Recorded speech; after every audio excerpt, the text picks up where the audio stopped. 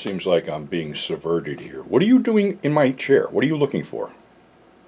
I have a show to do. You can't do this shit. You're going to sit there and not let me sit in the chair? Oh, no, this can't work. No, no, no. We got to do a show. Come on. It's first show of the year. You got to move. Come on. Move, move, move, move, move, move, move, move. I'll pet you, but sit there.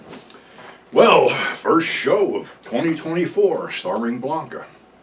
And like to say thanks for all the New Year's well wishes and Merry Christmas well wishes and things like that. I tried to get back to as many people as possible, but I didn't. So again, blanket thank you. Appreciate your support. Appreciate that you like the channel.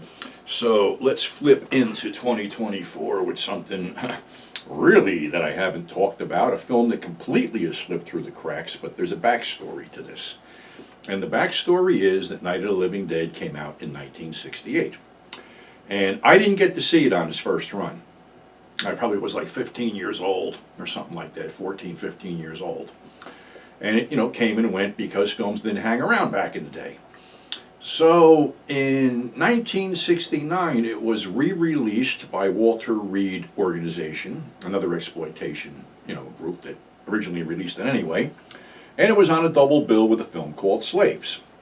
So me and my friend Tommy wanted to see this. And, we had heard all these horror stories about all the stuff that was going on with Night of the Living Dead. It was all the stuff we heard was bullshit. The ghouls were cracking people's bones and sucking the marrow out of them, and how a dog was running around with a severed head in its mouth, yada, yada. So, we were all sucked into that whole thing. But Slaves was the feature. Slaves was close to 2 hours. So I took a bus down to Tommy's house, which was close to the Embassy Theater, and we cut through a cemetery, which in retrospect wasn't a real good idea, considering what we were going to see, and went to see this movie. These movies. Well, anyway, the only thing I remembered about Slaves was that Stephen Boyd beat Ossie Davis to death at the end with a whip. That's the only thing that stayed in my mind. So we went right into Night of the Living Dead and got the shit scared out of us, and went home and were loath to cut through that cemetery to get home, but we did. So anyway, now we segue to a couple days ago where I started thinking about Slaves and figured, all right, wonder if anybody's got this. So I checked the internet, nothing. I don't even think this thing got a VHS release. But it's on YouTube. It supposedly runs 150 minutes, but the one on YouTube's 140 something minutes, so something's missing, which honestly with this film everything should be missing. After I saw this film, the only thing I could think of, it was a good thing we were two naive 15-year-old kids, and it's a good thing we saw Night of the Living Dead right after this, because honestly we would have never gotten out of that theater without getting a beat down. Honestly, if I was a black person and saw this film and saw white people hanging around after it, I'd want to beat the shit out of them. But that's just me. But anyway, Slaves starred Stephen Boyd, Diane Warwick in her first movie role, and Ossie Davis. And I just had this thing written somewhere. It was directed by one of the Hollywood 10, Herbert J. Biederman. The Hollywood 10, they were all banned for un-American activities or whatever. But anyway, he directs this thing. Well, this film, I don't know what anybody thought it was, and I know Ossie Davis was a civil rights activist, and maybe he thought being in this thing might do some good. Well, it didn't.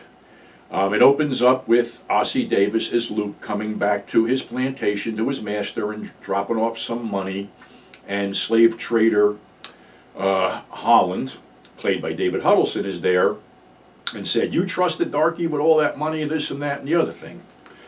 Well, now we take the U-turn. The guy who owns the plantation doesn't want to sell his slaves and has promised them his freedom. But he is in debt to the slave trader, Holland.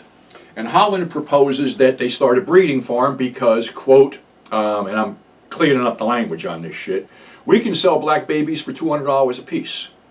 Well, he doesn't want to do that, but he has to sell Luke and another slave just to cut the debt down.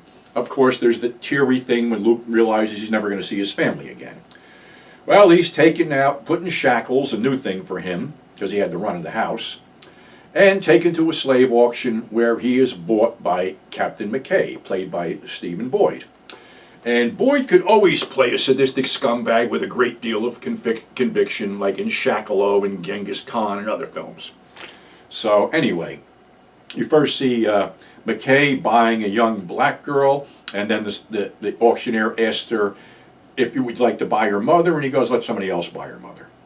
So then he buys Luke for the sole purpose that he wants to break Luke, because Luke is an educated black, and he doesn't like that. And then we get into the whole horrors of the slave trade, where Luke is forced to work in a field 18 hours a day. In a meeting with a bunch of other plantation owners, one of the plantation owners brings up the fact that McKay's slaves seem to have only a 5-year lifespan, or 4-year lifespan, or whatever. And why does he work them 18 hours a day in the field? And the answer is, because I own them and I can. Then he goes into a lengthy diatribe, which will make you hate him even fucking more, about how he started the slave trade, and they took ships back to Africa, and if 40% of the cargo survived, they could make money. Well, that's pretty shitty. And like I said, it gets even shittier because Diane Warwick is Cassie, his side piece, or his only piece, because she's in the house, and he goes in whenever he wants to knock off a piece of ass. I think there's a semi-nude scene with her, but then it's YouTube, so you don't know what was trimmed. But basically, it's him, Boyd, the McKay character and the Cassie character, in a protracted, looks like a rape scene where basically she's spitting in his face and he's slapping her, and obviously you know what happens. Well, she wants out, and the real segue to the whole problem is that a female slave is having trouble giving birth, and Luke goes to the house and bangs on the door and tells McKay he needs a doctor, and McKay says, no, we don't have doctors out here. He goes, God will provide. There's a lot of religious fucking hokum in this thing too, for whatever reason, to try to maybe detract from the point that it's just a fucking exploitation film. Anyway, the woman dies in childbirth, and McKay callously remarks, well, at least I can sell the baby for $300. Well, that fires up Luke to the point where he wants to escape with the baby, with Cassie, and with the other girl that McKay bought. So they come up with this elaborate plan where the two ladies escape into the swamp but leave their shoes there and double back and hide in this shed. This doesn't fool McKay, and Luke has already got one of his buddies, Jericho, to set fire to the outbuildings to cover the escape so the women can escape. The women are found by a female abolitionist who will get them out. In the meantime, Luke isn't going to talk. So basically, McKay whips him to death in front of the rest of the slaves while the plantation burns to the ground. You hear one slave saying under his breath, don't that fool know that Luke is dead already? So Luke is laying on the ground dead. Cassie and the rest of them escape. And McKay's standing there watching the plantation burn down, and he's like, no problem, I'll just do it all over again. And it ends. If there was some social commentary in here, it's completely lost, because this film is what would be known, I think Bill Landis coined this term, and this is one thing I'll agree with, race-hate films. This film would probably fire up an audience to the point where they would burn down a theater. It's not surprising that it hasn't been released on a Blu-ray or a DVD or anything, but hey, all you boutique companies, you guys want something new and exciting, something that nobody's ever fucked with? You don't have the balls to release this fucking film. Really, you don't. And like I said, maybe Ossie wanted to work with this guy because he was one of the Band 8, and maybe he thought this guy was going to do something socially relevant. I don't know, but all I know is this film, with the language and the way it was described and the descriptions that are coming out of people's mouth, make it a total exploitation film. And basically, one of the reviews was a horrendous exploitation of a period in our history which was horrendously exploitive. And there is no good reviews for this thing anywhere, as far as I can see. It's subversive, it's racist, it's sexist, it's just about everything in it to piss somebody off. And I think that was the goal of the filmmakers. And of course it was released by the Walter Reed organization, who basically releases exploitation stuff. So you might want to check it out on YouTube and have your sense of disbelief on hold, because some of the stuff that comes out of these people's mouths could never come out of anyone's mouth today. film might be an important piece of exploitation history. I don't know, but like I said, the only way you can see it is on YouTube. And yeah, it's a really fucking strange time because somebody had pumped up that this was an early blaxploitation film. No, it wasn't.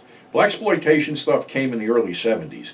This was what I said, a race hate film. This was a film inspired to exploit certain situations and rile the audience up, and that's exactly what it did. So that's our show for today. Thanks for subscribing. Thanks for tuning in. Crazy old man will be back soon. We gotta calm him down a little bit. He was a little wired because of the PD clause thing. But anyway, we got other films to check out, and we will catch you on the flip side. So starting off 2024 with a positive note. So stay safe. Thanks for subscribing. Thanks for tuning in. Check out the website, 42ndstreetpete.net, and we'll catch you on the flip side. What are you doing down there? Why are you sucking up?